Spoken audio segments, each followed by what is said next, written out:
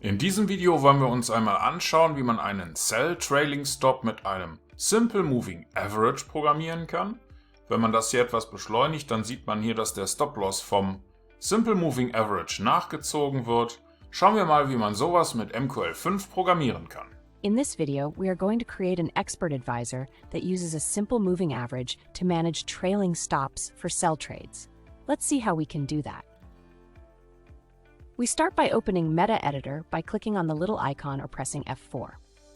The code begins by including the trade library, which provides trading functions.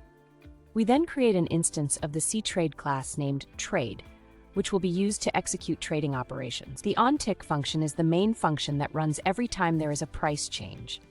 Inside this function, we declare a static variable named last stop moving average value to store the last moving average value used for the stop loss.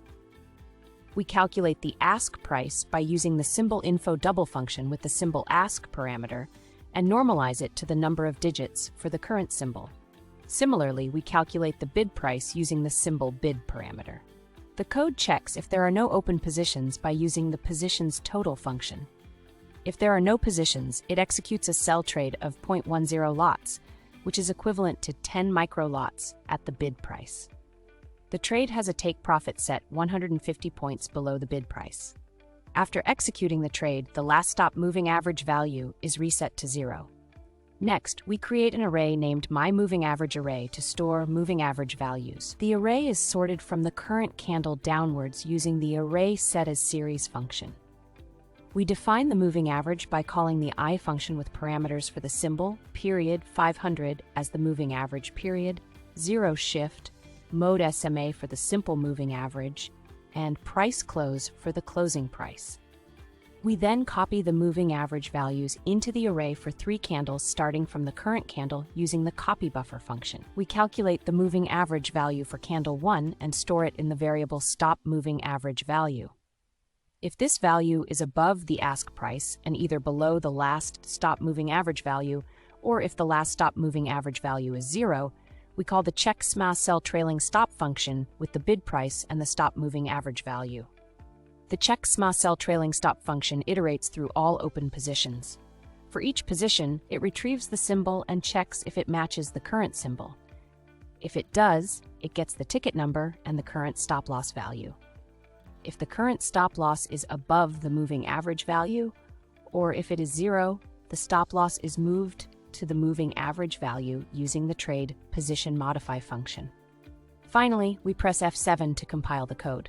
If this was too fast for you, or if you don't understand what all the code is doing, you may want to check out the premium course on our website or watch one of the basic videos first.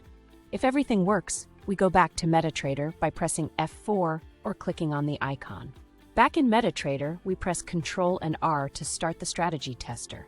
Pick the expert advisor that we have just created, enable the visual mode, and start a strategy test.